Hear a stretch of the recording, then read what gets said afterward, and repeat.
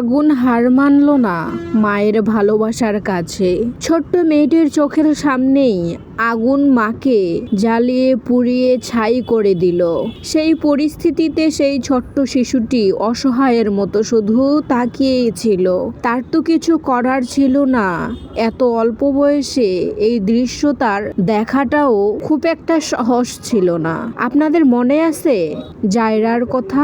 এই মাইলস্টোন স্কুলের এই বিমান দুর্ঘটনায় অনেক মায়েদের বুক খালি হয়েছে, কিন্তু জায়রার মা হারিয়ে গিয়েছে। জায়রা তার মাকে সারা জীবনের জন্য হারিয়ে ফেলেছে। বাচ্চাটাকে দেখলেই ভীষণ কষ্ট লাগছে। আহা, কতটুকুই না বয়স বাচ্চাটার, এত অল্প বয়সে তার মাকে সে আগুনে জ্বলে পুড়ে ছাই হতে দেখলো। সে আর কখনোই তার মায়ের আদর, ভালোবাসা, যত্ন কিছুই পাবে না। মায়ের মতো তো আর কেউ ভালোবাসতে পারবে না। বাচ্চাটি তার মায়ের কবরে এসে মায়ের কবরে হাত বুলিয়ে দেয়, আর তার চোখে শুধু পানি ঝরতে থাকে। দেখে সত্যি ভীষণ মায়া লাগছিল।